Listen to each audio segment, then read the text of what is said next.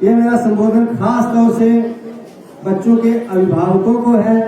आने वाले समय में वैश्विक स्तर पर भारत की जो भूमिका होनी चाहिए, भारत के सर पे जो जिम्मेदारियां होंगी, भारत के सामने जो चैलेंजेस होंगे, उनको निभाने के लिए हमारे बच्चे पूरी तरह से तैयार हैं।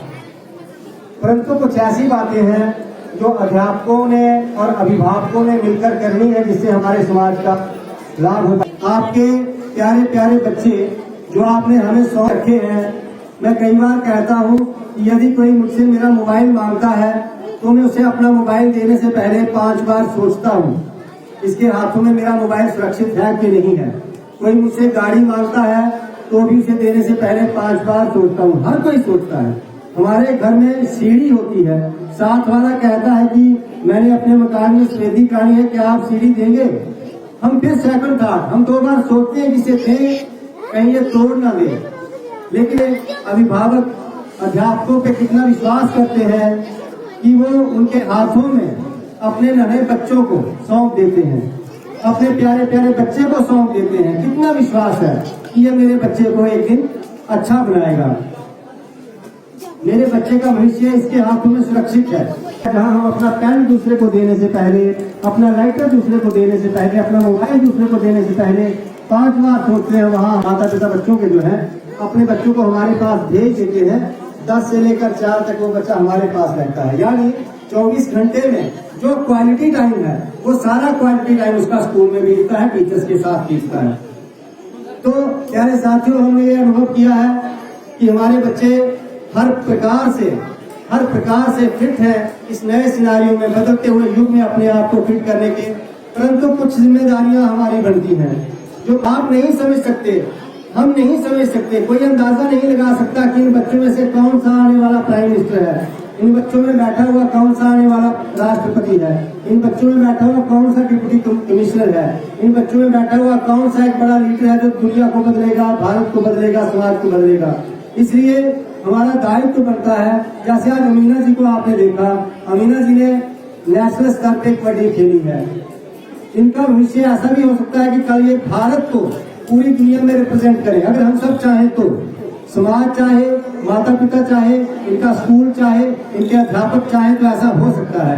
परंतु क्या हम पूरी तरह से ऐसा चाहते हैं? प्यारे साथी, जब हम अपने बच्चे को स्कूल के लिए भेजते हैं, हमें बहुत काम रहते हैं, माना मैंने, लेकिन सबसे जरूरी काम हमारा दायित्व बनता है। जब सुबह स्कूल के लिए बच्चे को भेजें, अच्छी तरह से ब्रेकफास्ट करवा कर भेजें, उसके बाद उसका टिफिन चेक करें, क्या वो अपना टिफिन लेकर जा रहा है।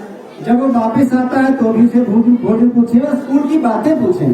स्कूल में क्या क्या हुआ, इस अध्यापक ने क्या पढ़ाया, पूरे दिन आप स्कूल में क्या क्या करते हो, कौन सा खेल खेलते हो, मॉर्निंग असेंबली में कौन कौन बोलता है, आप क्या बोलते हो, स्कूल में आपका मित्र कौन कौन है, आपका मित्र क्या क्या करता है, उसकी अच्छी बुरी हैबिट्स क्या है। मैं तो अक्सर बच्चों के, अपने स्टूडेंट्स के माता पिता से कहता हूँ कि जब 9वीं में बच्चा हमारे पास आया और जब 12वीं में जाएगा, तब तक ये बच्चा तो मेरा है। मैं तो 4 बजे भेजता हूँ आपके पास इसे और 10 बजे वापस ले लेता हूँ। तो बीच में जो समय है आपके पास बच्चा पहुंच रहा है, मैं पूछूंगा कि उसको पढ़ने का शौक उसमें है नहीं है, आपने देखा कि नहीं देखा, कहीं मोबाइल पे वो रील्स, फालतू की रील्स तो नहीं देख रहा। आजकल नफरती चीजें कितनी दौड़ रही है। भारत को मजबूत करने की बातें हुई यहाँ, तो भारत को मजबूत करने के लिए सबसे पहले तो हमारी नई पीढ़ी मजबूत होनी चाहिए। उसको पता होना चाहिए कि हिंदू, मुस्लिम, सिख, ईसाई आपस में है भाई भाई, तभी हमारा देश मजबूत होगा। और आजकल सोशल मीडिया पे कितनी नफरत फैल रही है, उससे कैसे अपने बच्चे को बचाना है। कितने गलत तरह के वीडियो सोशल मीडिया पे है कि आप देखते हैं कि आपका बच्चा वो वीडियो तो नहीं देख रहा, या उसके हाथ में मोबाइल पकड़ा देते हैं। हालांकि जो बच्चे छोटे हैं, जो बच्चे 2-3 साल के हैं, कई बार देखा है बस में सफर करते हुए, किसी प्रोग्राम में बैठे, जब वो शोर करते हैं, रोने लगते हैं, तो आदरणीय माताएं जो उनकी हैं, उनको अपने मोबाइल थमा देती हैं। ये ले बच्चे बस अपने सर से बला टल गई। जरा सोचिए, हमारी भी माताएं थी, अगर ऐसे ही बला टालती होती तो आज मैं यहाँ खड़ा होकर आपसे बात नहीं कर रहा होता, मैं बड़ा बन चुका होता समाज के लिए। और जब एक आदमी समाज के लिए बड़ा बनता है तो उस एक घर का नुकसान नहीं होता, पूरे समाज का नुकसान होता है। उस इलाके का नाम दूसरे इलाके में डर डर के लिया जाता है कि उस इलाके के लोगों से बचना। अभी कई बार हम ये भी सोच के निश्चिंत होते हैं कि मेरा बेटा सेफ है, ये तो दूसरे का बेटा है। इस सोच से बचिए, जिम्मेदारी समझिए। अगर एक बच्चा चोर हो जाएगा तो हमें अपने ताले डबल करने पड़ेंगे, मजबूत करने पड़ेंगे, सबके लिए खतरा है। एक बच्चा बिगड़ गया, बदतमीज हो गया तो सबकी बच्चियों के लिए, माताओं बहनों के लिए मुसीबत आ सकती है। तो हमें पूरे समाज की चिंता करनी है, सिर्फ अपनी चिंता नहीं करनी है, ध्यान रखना है। ये नहीं कि मेरा बच्चा ठीक है, दूसरे का बिगड़ गया तो मेरा क्या जाएगा। ये आग हमारे घर तक कभी न कभी पहुंच ही जाएगी। और इसी प्रकार हमारा देश भी मजबूत होगा जब हम मजबूत होंगे। तो आखिर मैं सबका शुक्रिया अदा करता हूं जो इस बारिश में भी हमारा हौसला बढ़ाते रहे, इत्मीनान से यहाँ बैठे रहे, बच्चों का हौसला बढ़ाया। आपने हमारे बच्चों में प्रतिभाएं देखी हैं, इस आप जानते हैं किस प्रकार टीचर्स मेहनत कर रहे हैं। इसमें आप भी अपना सहयोग दीजिए। जब बच्चा 4 के बाद, हमारा बच्चा जब 4 के बाद आपके पास आता है घर में, तो उसका भी ध्यान रखिए ताकि हम आपसे शिकायत न करें।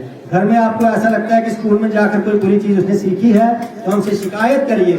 स्कूल में आकर उसने फलानी बात गलत सीखी है, आप उसका सुधार करें। हम शुक्रगुजार रहेंगे, हमें समय समय पर राय भी देते रहें। और हमारे बच्चे जो आपके पास आते हैं वापस 4 बजे के बाद, उनका ध्यान भी रखें। बहुत बहुत धन्यवाद।